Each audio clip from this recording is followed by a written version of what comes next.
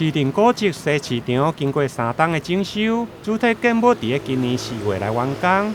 为了完整重现西市场的风华，后续由市场处接手来办理装修甲西市场街廓的改建工程。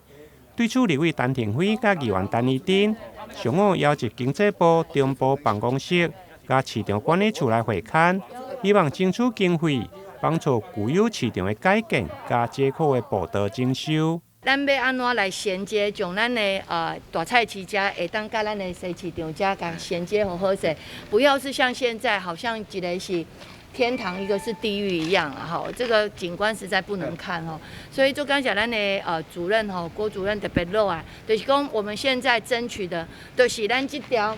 衔接道路，第一是我们的大菜市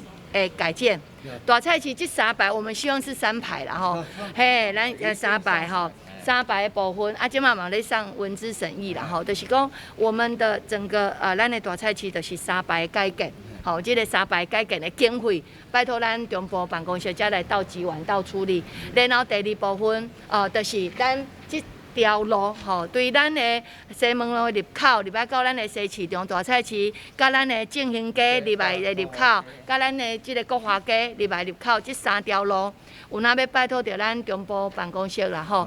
来到处理。虽然这原本是爱市政府处理，但是市政府的经费有限，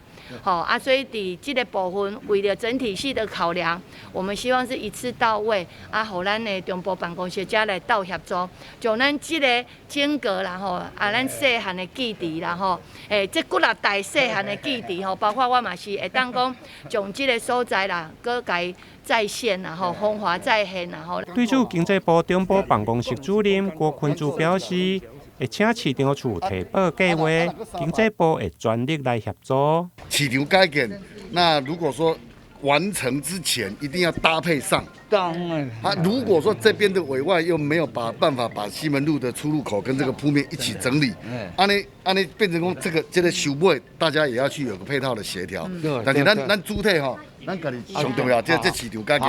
虽然目前西市场的主体、外扩的卖场甲经济仓库拢已经整修完成，但旧有的团湾区部分甲西市场连接的西门路、正兴街甲国华街3条步道，却还未整建，形成古迹甲市场摊贩的景观完全不搭调。对此，议员嘛希望市府、市场处爱加紧脚步，早日让西市场会用的风华再现。台南新闻林根采访报道。